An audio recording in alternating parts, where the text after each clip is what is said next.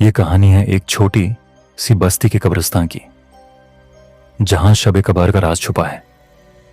کیا آپ نے کبھی سوچا ہے کیا قبر میں صرف ایک انسانی جسم ہوتا ہے یا کچھ اور بھی؟ فراز ایک نیک دل نوجوان تھا، لیکن اس کا ایمان ایک دن کام آیا جب اس نے وہ دیکھا جو انسانی سمجھ سے باہر تھا۔ یہ اس کی کہانی ہے۔ ایک رات فراز کی ماں بیمار تھی۔ فراز دعا کے لیے قبرستان کے پاس چلا گیا، کیونکہ اس کی ماں کہتی تھی کہ وہاں دعا قبول ہوتی ہے۔ فراز ایک پرانی قبر کے پاس بیٹھا اور تلاوت شروع کی۔ رات کے سناٹے میں فراز کی تلاوت کی آواز گونج رہی تھی، لیکن اچانک اس نے محسوس کیا کہ ایک ٹھنڈی ہوا چل رہی ہے، ایک عجیب سی خوشبو کے ساتھ۔ فراز نے دیکھا کہ ایک روشنی اس قبر کے اندر سے آ رہی ہے۔ اس نے ہمت کر کے قریب جانے کا فیصلہ کیا۔ فراز قبر کے پاس جاتا ہے اور دیکھتا ہے کہ قبر کھل رہی ہے۔ ایک ہلکا سا نور اندر سے چمک رہا ہے۔ ایک آواز سنائی دیتی ہے جو فراز کو روکتی ہے۔ فراز گھبرایا، لیکن اس کا ایمان مضبوط تھا۔ اس نے تلاوت جاری رکھی اور تب ایک روح سامنے آئی۔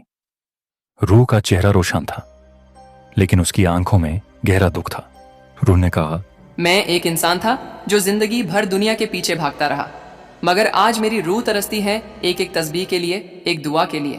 فراز انسان اپنے اعمال کا بوجھ لے کر آتا ہے، اور یہ بوجھ صرف اللہ کے حکم پر عمل کر کے ہلکا ہوتا ہے۔ فراز روح کی بات سے ڈر گیا، لیکن اس نے سوال کیا، میں کیا کر سکتا ہوں؟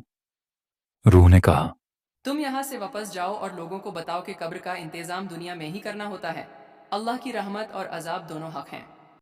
فراز نے روح کی بات مان کر دعا کی اور وہاں سے واپس چلا گیا، لیکن اس رات اس کی اپنی زندگی بدل گئی۔ فراز نے گاؤں والوں کو سب کچھ بتایا۔ کچھ لوگ اس کا مذاق بنانے لگے، لیکن کچھ لوگوں کے دل ہل گئے۔ گاؤں کے مولوی نے کہا، یہ اللہ کا ایک فرمان ہے اور ہمیں اپنی زندگی کو قرآن اور سنت کے طریقوں کے مطابق بتانا چاہیے۔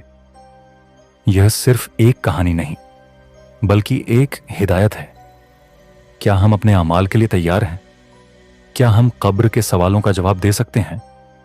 کیا ہم نے موت کے بعد کی تیاری کر لی ہے؟ کلو نفسن ذائقۃ الموت۔ ہر انسان کو موت کا مزہ چکھنا ہے۔ ایسے ہی ویڈیو دیکھنے کے لیے ہمارے اسلام کا راستہ چینل کو سبسکرائب ضرور کریں اور شیئر کریں، تاکہ اللہ کی حق بات زیادہ سے زیادہ اس کے بندوں تک پہنچے۔ انشاءاللہ ملتے ہیں اگلے